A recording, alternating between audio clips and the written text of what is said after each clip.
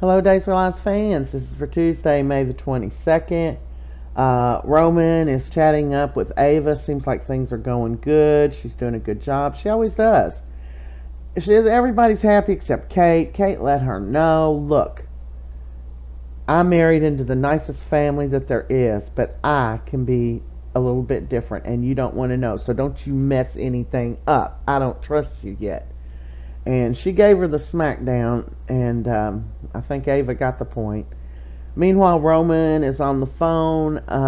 Eric was trying to find Sloan, and Roman called him and said, "Hey, Sloan just dropped the baby off over here. I don't know if you knew it or not." And he's like, "I didn't."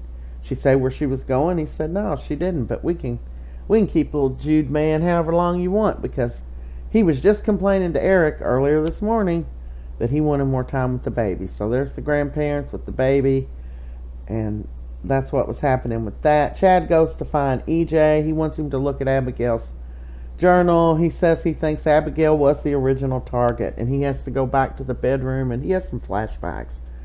Meanwhile, Stephanie comes into the Spectator. "We got reason to celebrate. EJ Demera is fired as district attorney, and who is the new replacement? Melinda Trask." And they're like, wow, they can't believe that. Chad goes over and takes the diary to Patch and says, "What can you do with this? You know, she was your niece." And he said he doesn't see much in it that he can do, but he'll see what he can find out, and he'll let him know.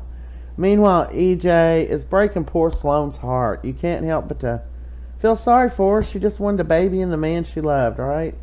Not a big fan of Nicole, so she's crying. She's telling him they had a miscarriage and all this. He's given her 24 hours to hand over the baby, and he is offering her to send her anywhere, to make sure she's got money, any country. She can do whatever she wants for the rest of her life, and he's not going to press any kind of charges on her. Well, she's devastated. She goes and gets drunk as a skunk at the small bar. Eric tracks her down. He's like, "What's the matter with you?" And she's like punching him and poking him and stuff. And she's like, "How many of the women you love drown their sorrows in alcohol?" And he's like, "What?" And she said, "Never mind." And he's trying to get her out of there. What's his name? Bobby Everette is noticing her fighting against him, and he goes over and bam!